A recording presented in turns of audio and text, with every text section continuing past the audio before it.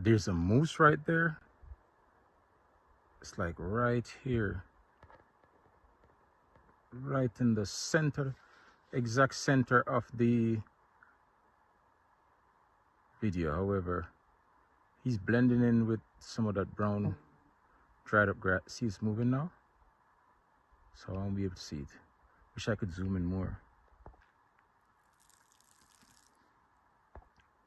See, it's moving now, moving into the area. It's moving towards the pine tree that's like in the center of the shot, the foreground. It's moving from left to right. It's turning back to the left now. I don't know if you can see the little object moving around out there. It's moving back behind some more trees again. All right, it's okay. I have an idea. Even though this phone, even though the memories or the storage is full, I guess I could use it as a magnifying glass or binoculars or monoculars. When I see that moose pop up again, he's right behind a tree right there. There he is. See him? All right, so right there in the middle of the screen, that's him right there, but he's behind a tree, so I'll just let it go. You can see moving behind a tree now, so I'll just let it go though. I'll let it go. On the road. See him? You can see the decline, why it was advised that trucks check their brakes. And it's not just a decline, but also multiple curves and turn. A lot of bends, so just gotta be careful. As well as there are some loose rocks on the road. And then you can see over there's a deluge precipice over there on the left side. Go down into that lake down there. And this one is about 80 feet down.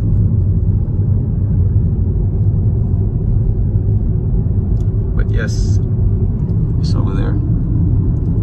And we're gonna make this turn to go onto this bridge.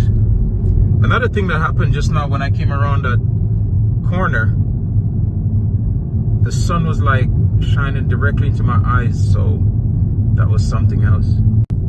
So here we go, and this is the Stikine River, as you may have guessed. You can see it. I cannot stop on the bridge, obviously. And it's one of the grates again. You know, it's just great, so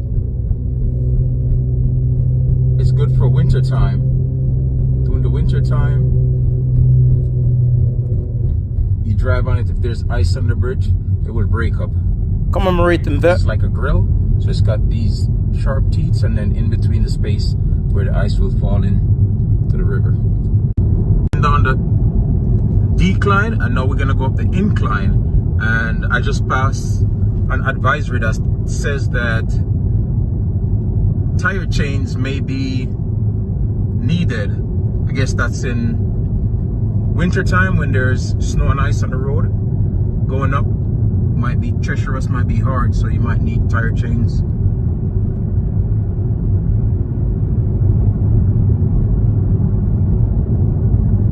It's 7% incline. The decline coming down on the other side was 8%. Not really bad, to be honest. 30 kph, 30 kilometers per hour, kmh. There's a lot of loose gravel.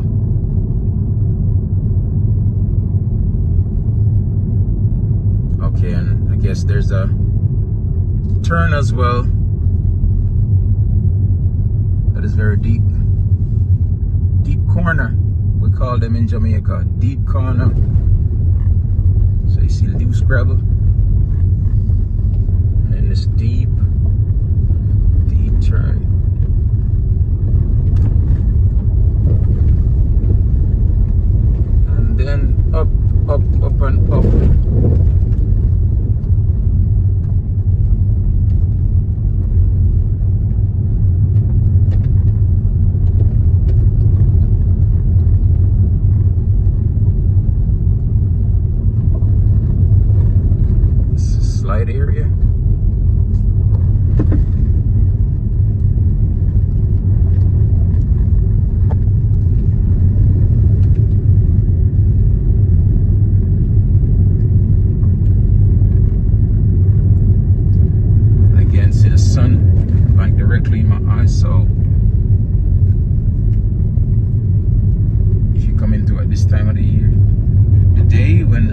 this low, you need to have your sunshade down or wear some glasses or something, or just be careful. I was almost like blinded coming down the hill behind there, back there, but luckily there wasn't anything coming on the other side or nothing behind me either. Alright, so we go back on pavement, continue the trek again.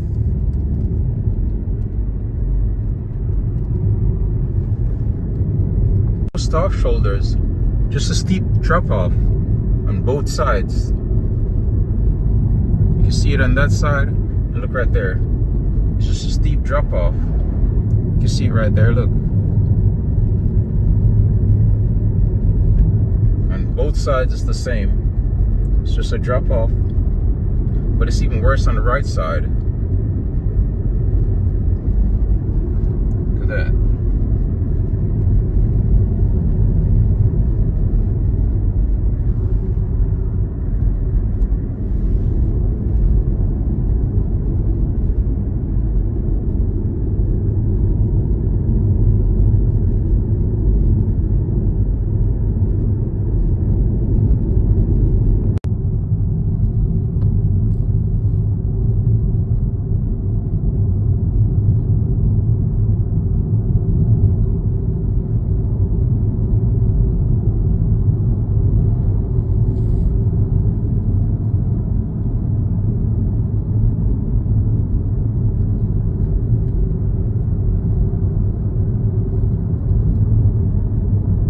Lake, British Columbia, Canada. Kinasan Lake.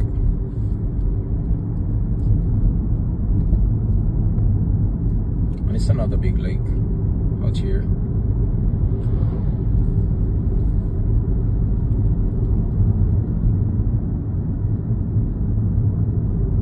Receives a lot of water from mountain snow.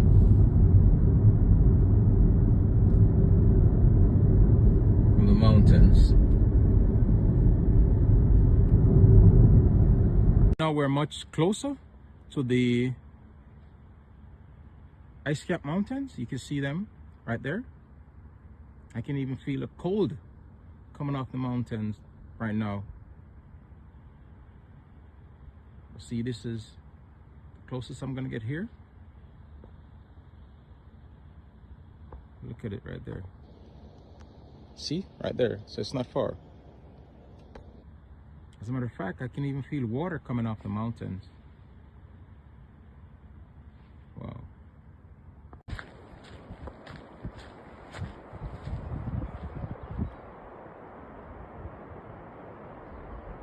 There's water running down there, but I'm not able to see it from right here. But you can hear it. Oh, it's right. You can see a tad bit of it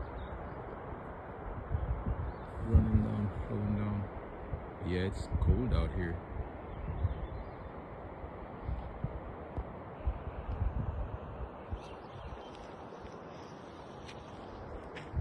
This is the actual distance. Why does it seem like it's so far away when it's right there? I could actually toss a rock down below into the water. Look at that. I can feel the cold now because I'm like right up against the mountain. Oh, mosquitoes. Mosquitoes are killing me. The water is right up there.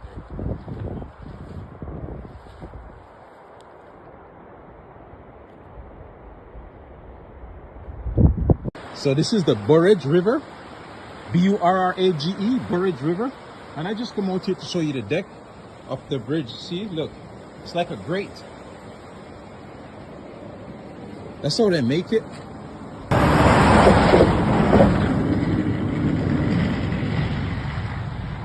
So you see the grate? And as you can see, like I say, it's got like spikes right here.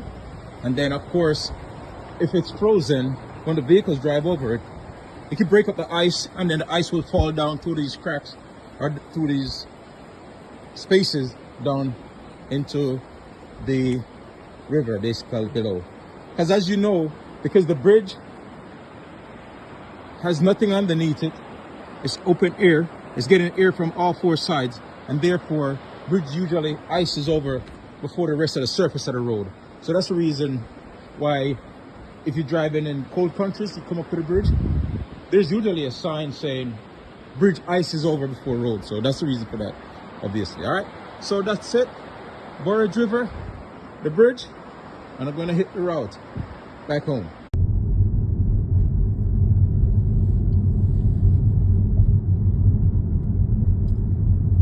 And this is the Devil's Creek Bridge. Devil's Creek. Devil's Creek. Devil's Creek.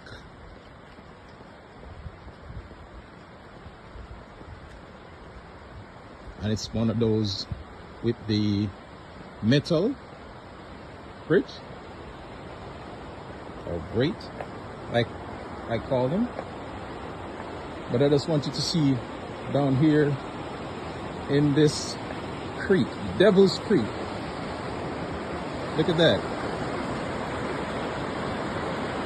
Wouldn't you want to go water rafting down there? And look at that. Just rushing down. Let me show you the other side. There it is. Devil's Creek.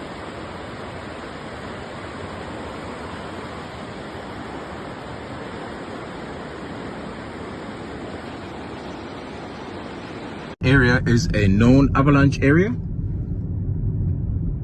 because of the proximity of the mountains to the road. It's also a mudslide area as well. It's kind of getting dark now, so not able to see much, but the mountains are much closer to the roads back here. So when the heavy snowfall comes in, like I say, it's prone to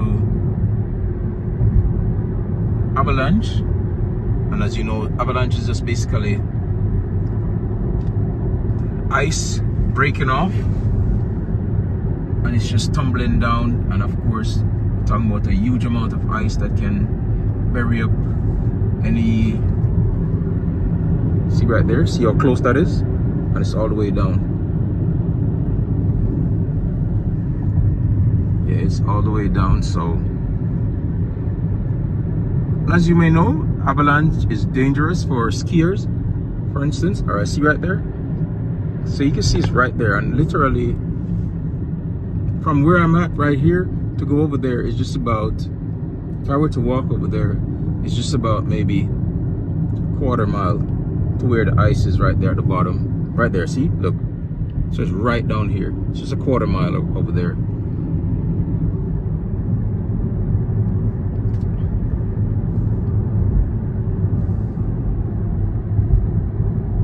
And yeah, basically, like I was saying earlier, avalanche is just a huge volume of snow and ice just tumbling down, and it could bury up unsuspecting skiers, snowboarders, or anyone out there on in the area where avalanche occurs.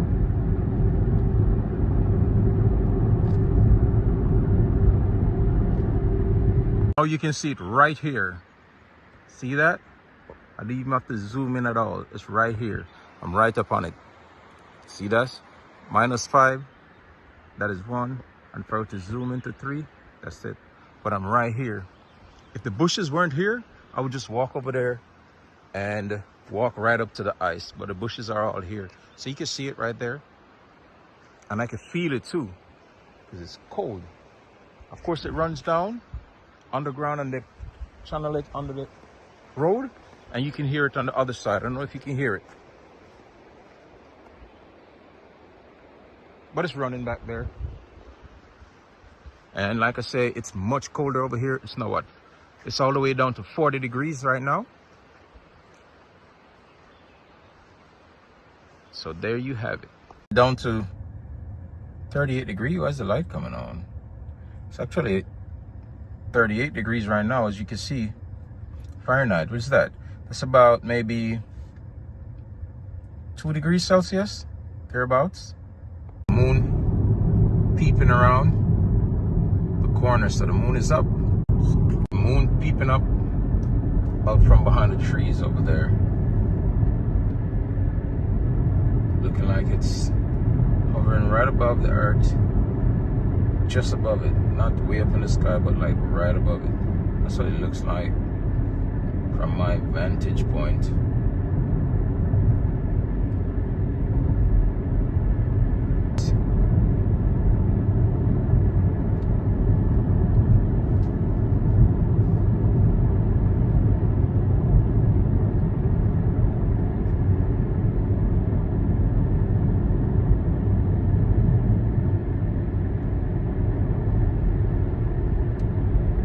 Corner peeping out,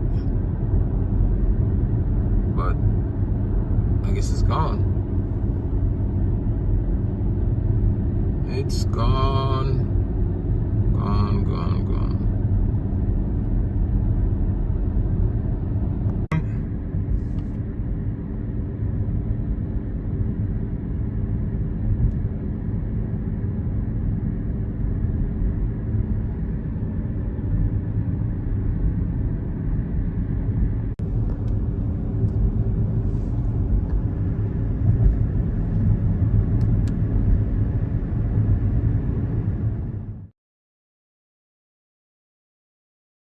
Here, look at that. It's another bear. Whoa.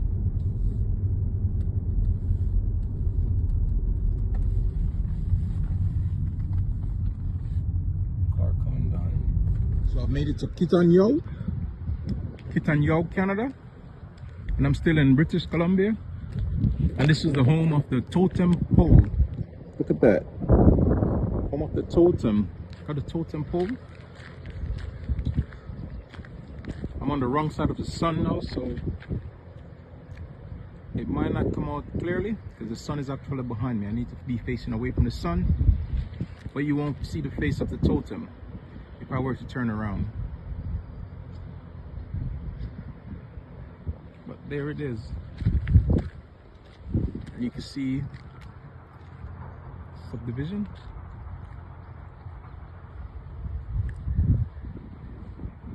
It's along Highway 37, just about 15 miles from Kitaga. But look at them.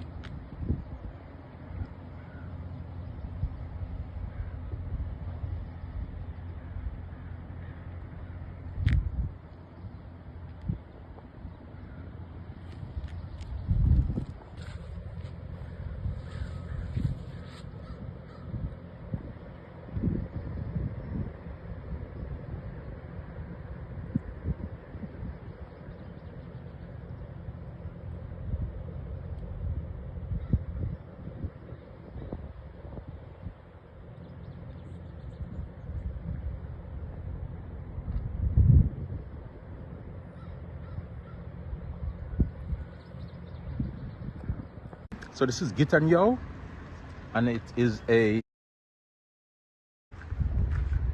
it's known as Totem Pole City.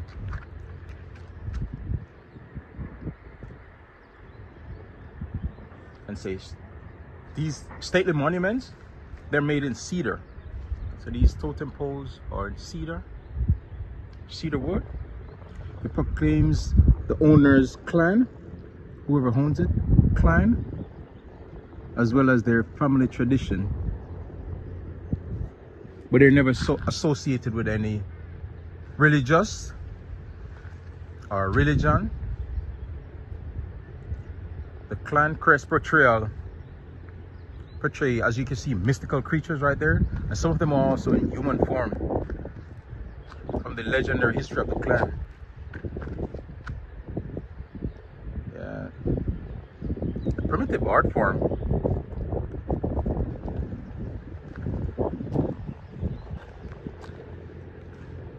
This is British Columbia, and this is Gitanyao. You see First Nation reservation. Out here in Gitanyao, Gitanyow, Gitanyao, Gitanyao, British Columbia, Canada.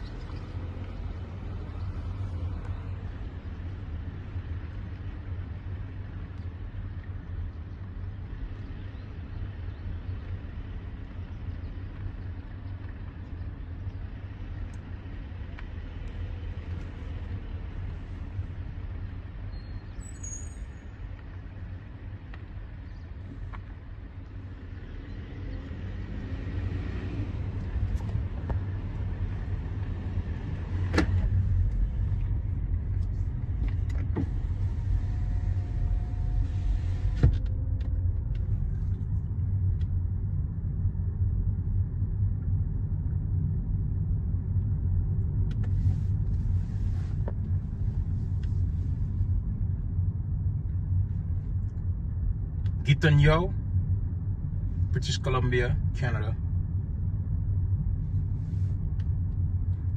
As you can see, some of these homes are in great condition. Some of them are not in such great of a shape.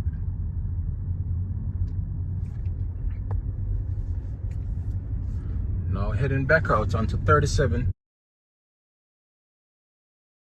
I'm in Canada. I said, let me try a Canada Dry to see what it tastes like, if it's going to taste the same. So I went over to Gitanyao and I got me a Canada Dry. I'm going to try it a little bit and I'll let you know how it tastes. That's all. Guess what? It tastes just the same. Just the thought of getting a Canada Dry in Canada.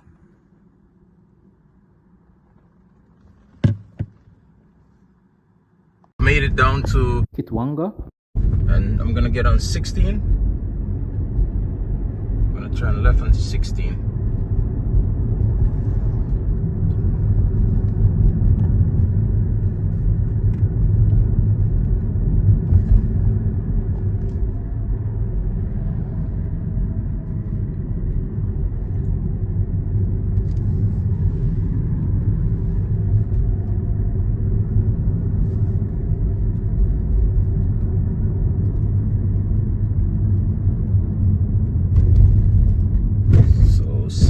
Junction right here. I'm gonna head towards Prince George in the east.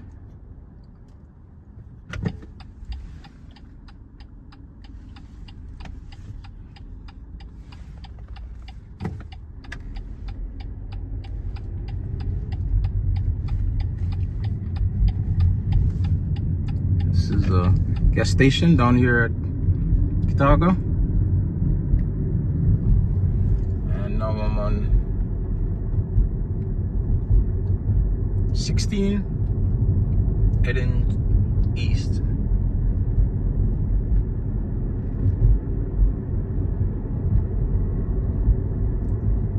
New Hazeltown is 43 Ks and Prince George is 483 Ks. Smithers 112 Ks. Should be a different kind of driving down here, as you can see already. It's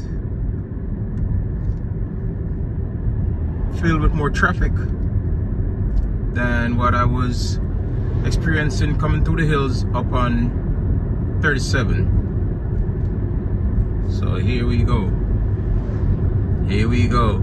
And the Highway 16 that I'm on is actually the Trans-Canada Highway. Trans-Canada Highway. And look for these twin falls. And apparently there's still enough ice and snow up there to cause an avalanche. So they closed the gate down at the bottom. And someone told me that it was just on top of the hill. And I've been walking for about 1.25 miles now. And it's straight uphill. And I still haven't made it, but I'm gonna keep pushing. I'll keep pushing. I can hear the water now, by the way, so that means I'm close. Now I'm sweating. And I'm definitely closer now because I can see waters down below, And like I say, I can hear the falls. So almost there, almost there, almost there. I can actually see the glacier too as well. Almost there. So now you can see the peak right there. Much better. See the peak right there? This is on portrait mode, so I'm not able to zoom in actually. But you can see the surrounding mountain peak. And at the same time, pretty certain you can hear that water.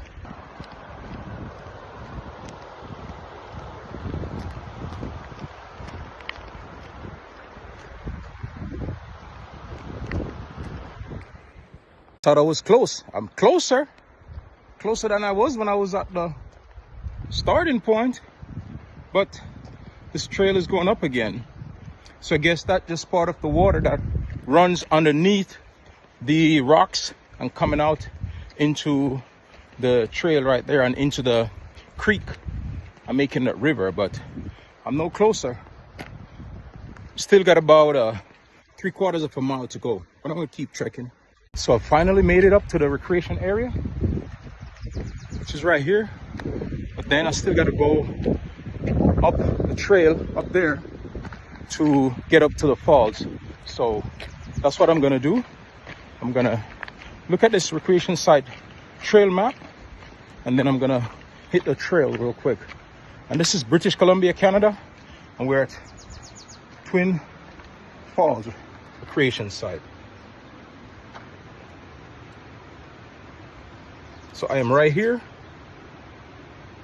and I think I'm gonna go up to the right, see right here, to where I'm gonna see the Twin Falls right there.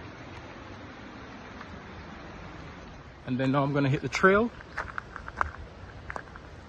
to go up to the falls.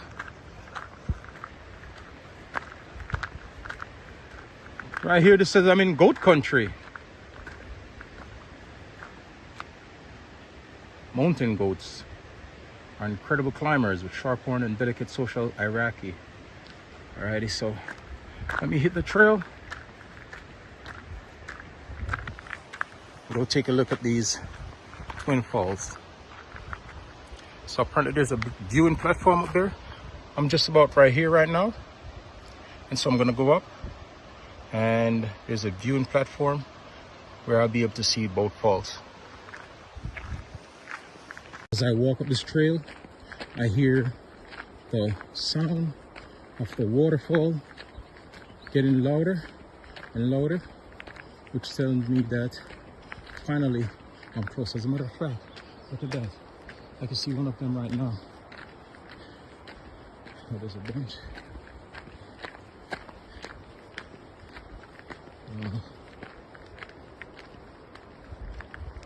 Yeah, almost there. I can see one, it looks great.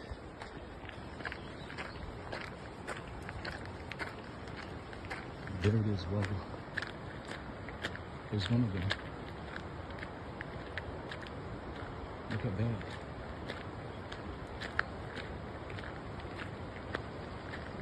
So the viewing platform is that way. And apparently we can walk up here and take a look at the water. The river, that is.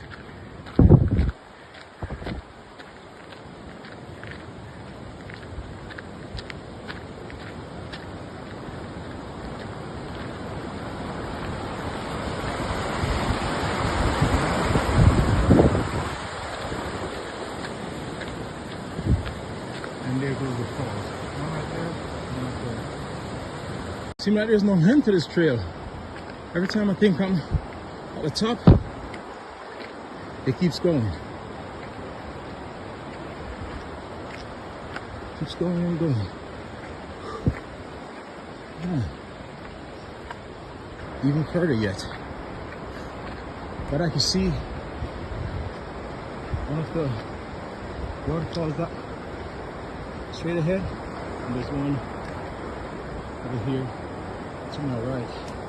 So I finally glimpsed the platform. The viewing platform, that is, right there. Just magnificent. Look at that. And look at that.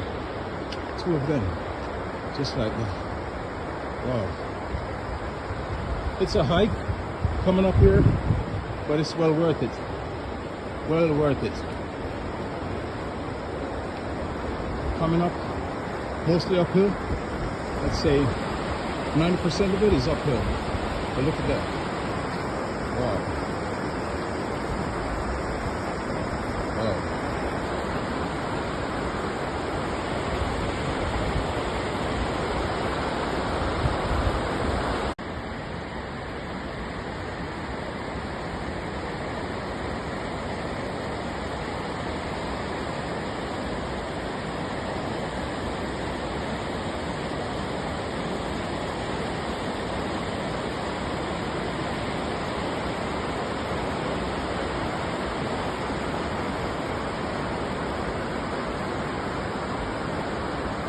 You're okay, you can stand up there. You're not in the way.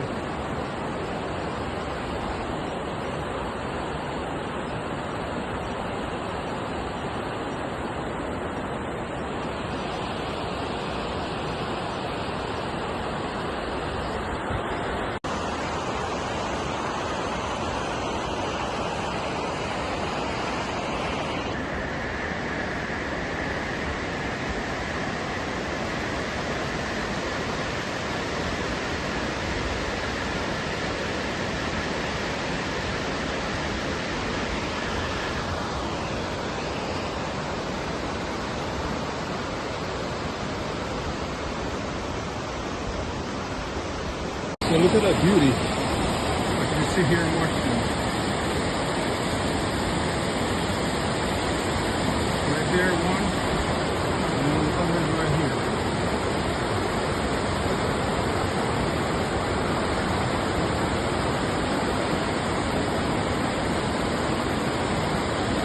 Twin Falls, British Columbia, Canada.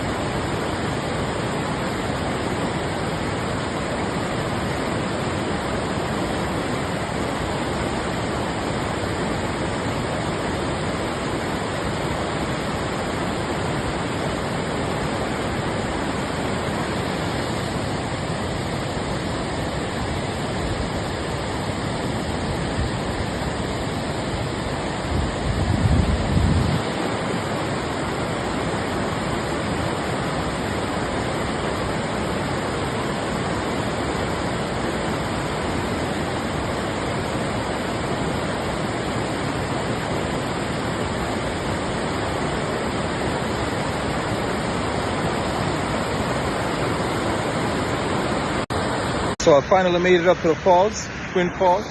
One right there, and the other one right over here. And guess what's right here? Ice. Right here. This is ice, look. You see? Ice. Isn't that something? And this is the 360 view.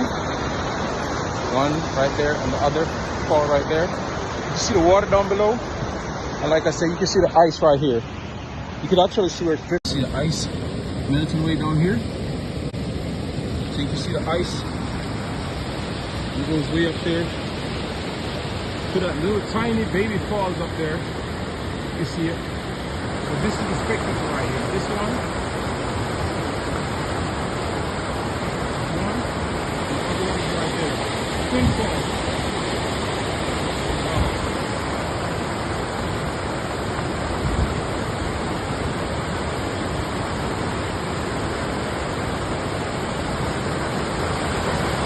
The trek from the viewing site to come up here is no joke.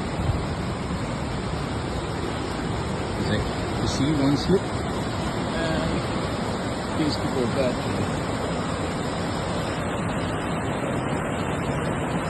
One has to be careful as they descend. For some reason, it's a bit harder to descend than it is to actually go up. You know, so see, that's where I'm gonna go. So I'm gonna have to put away the phone and traverse the side of this rock right here. Okay. There it is, where I had to come down just now. That's where I came down. I had to come down back ways, so you know it ain't no joke. When you're coming down something and you gotta turn around to come down, you know, it's not a joke. But yeah, that's it up there. And one last peek at the fall. And there it is. Made it down safely. So I'm gonna take this 4.5 mile trek back down to the road. During the season when it's open, you can drive your vehicle all the way up to the campsite, which is down below, and then from the campsite up here, it's just a 1/4 mile trek.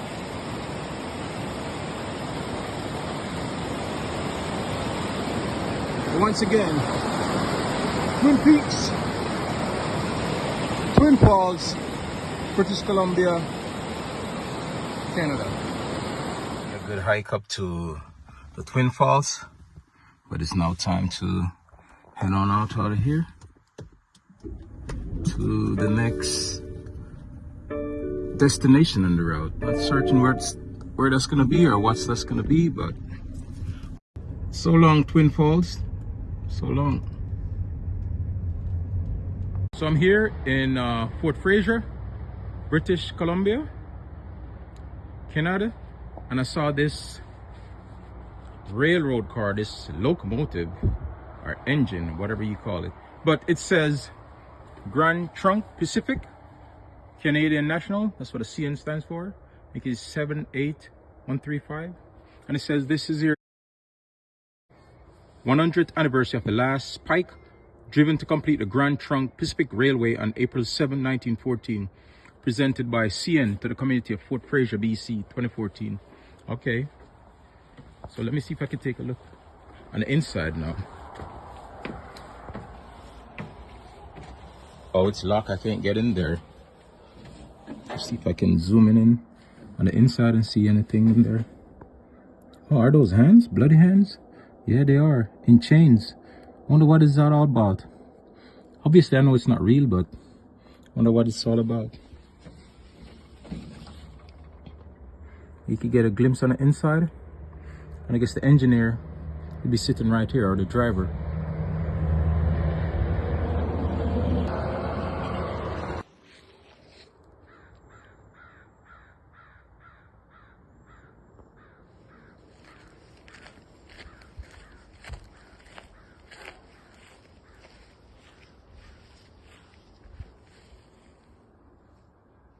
Look at the sun above it. The sky's a bit polluted because of the wildfires, but there you have it.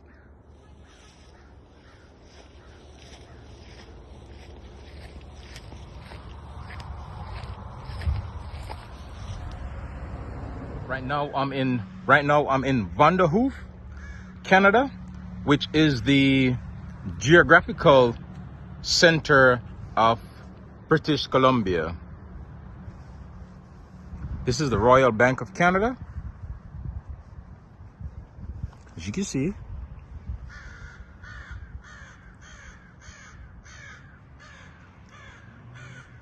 What we have here is a well, or used to be a well.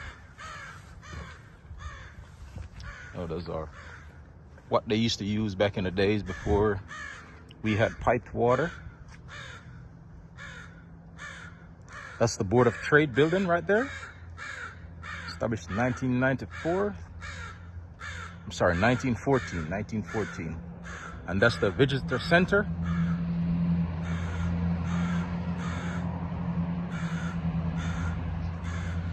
It's not open at the moment. Then we have the OK Cafe.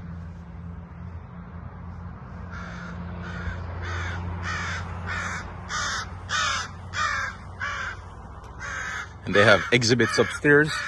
And the OK Hotel, it was also the OK Hotel in 1920.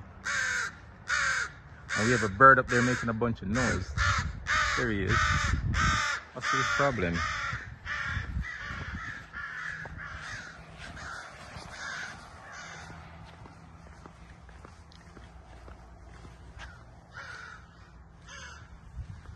Most of these buildings are closed, so I'm just walking around, looking around.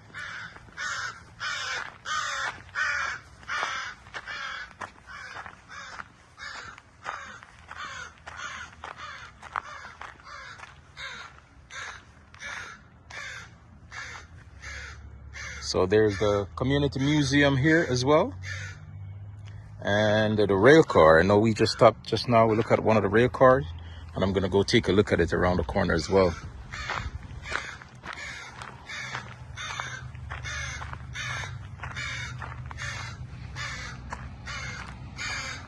Residence here, beautiful, beautiful building, I think. Look at that. Reminds me somewhat of old Europe.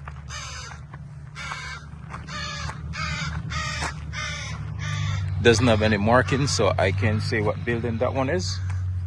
And here we have Murray House and jail. This used to be the jail. See the bars up there? So this was built in 1914 for the British Columbia Provincial Police.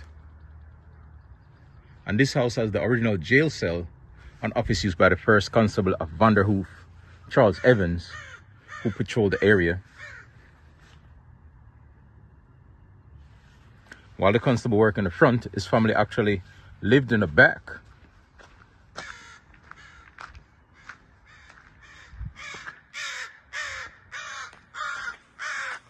Let's see, I can give you a shot of it. There it is.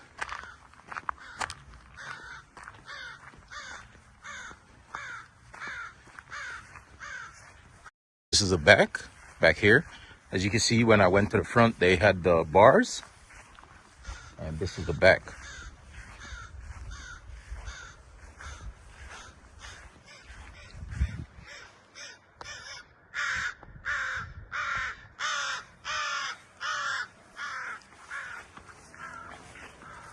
Now a little further over here, passed by some pine trees, some spruce, and other vegetation. Is that a wheelbarrow, maybe? And over this little bridge,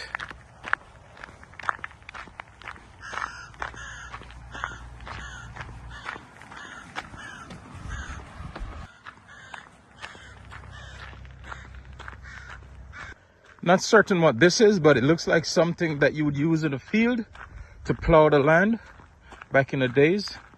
Or maybe something they used to pick up.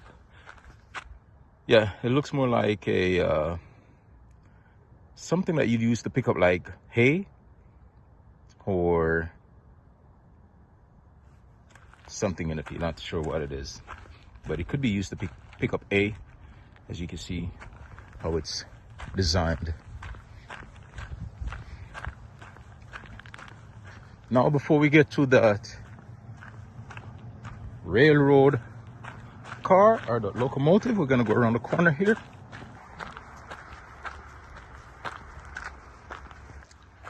And we can see the Canadian flag and the British Columbia flag as well.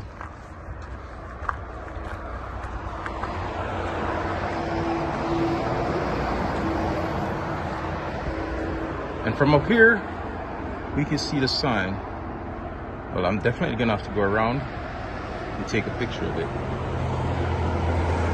Is that up there is a depiction of the British Columbia flag and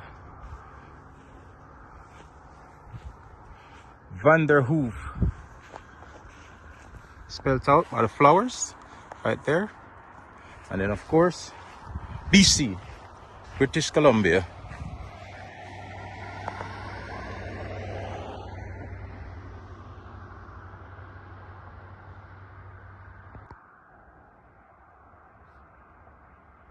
Welcome to Vanderhoof. The heart is beckoning.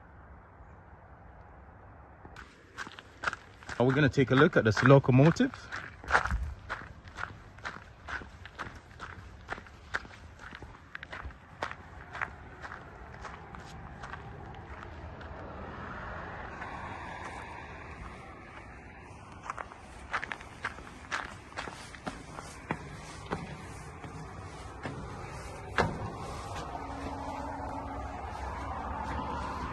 Seeing this one, we're not really able to see in it, and it's also locked like the previous one we looked at.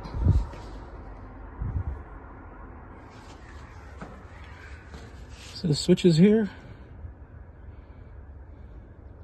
for the engineer.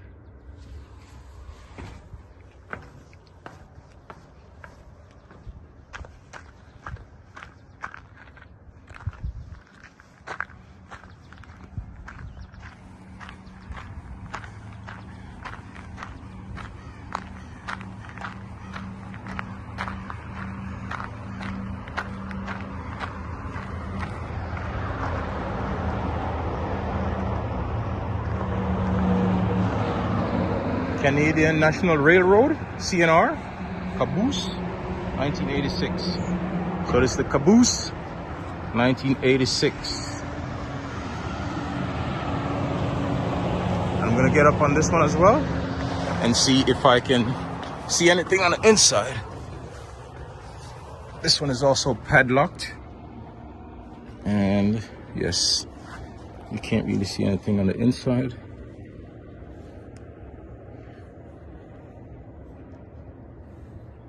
Just a switchboard we can see right here, that's about it. But as far as, there's a lantern in there and a desk with what seem like notes, but it's locked, so we're not able to get in. But we have a few more pieces out here in the yard. And the museum is closed. It is late in the evening here in Vanderhoof, British Columbia, Canada. So the museum is already closed and there's no access to it today. Another piece here that looks like some kind of a vehicle, and I would imagine it's some kind of a early farm vehicle. It's got like a link for towing, and it's got two wheels on the back, one up front, and I guess the driver would sit there. It's got all the controls right there.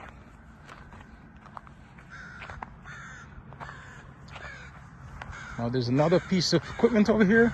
Now this is definitely one that I know. It's a grader. They use it for doing road construction and repairs.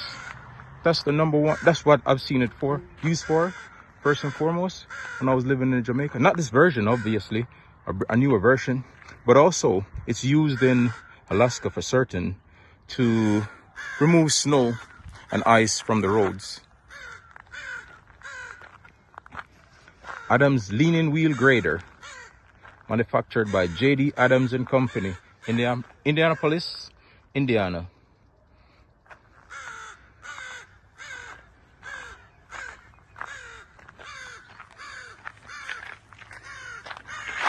And so there you have it for the historic village of Vanderhoof. Again, what we're looking at right now is the jail, Murray House. On one side you have the jail, and on the back was the living quarters for the corporal who used to be on duty. Constable Charles Evans.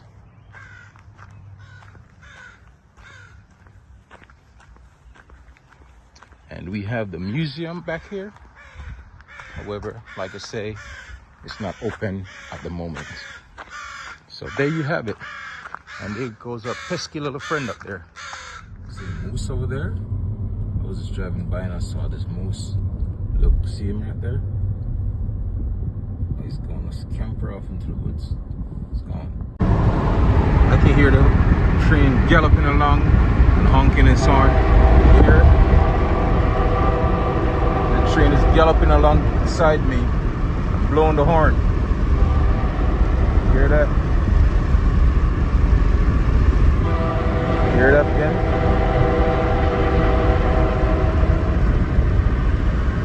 Right by Dorothy Lake in Alberta, Canada. The train is galloping along, lighting up the bush and honking its horn.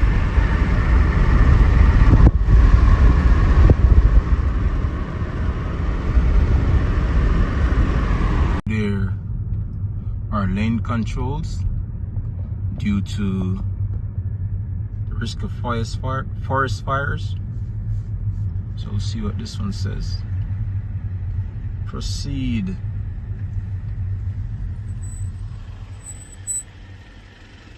Okay, proceed. It's close, going through. No fires, you can use the park.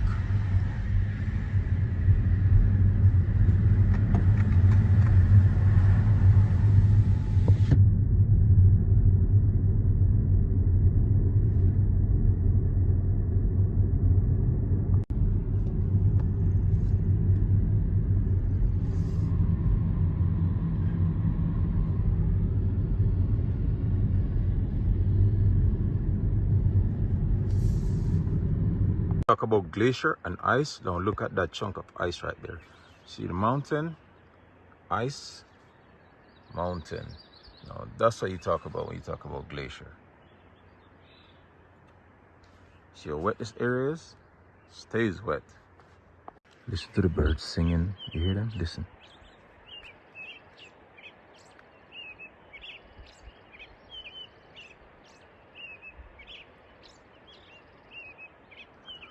And all this right here, this is just ice. All of this is ice.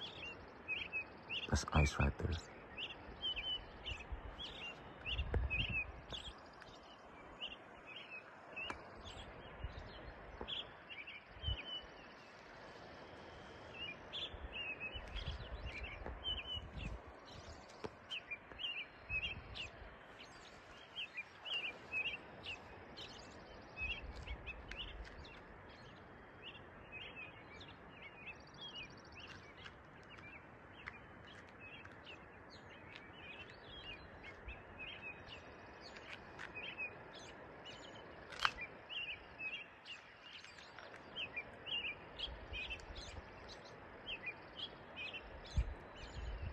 So it's cold and it's always wet.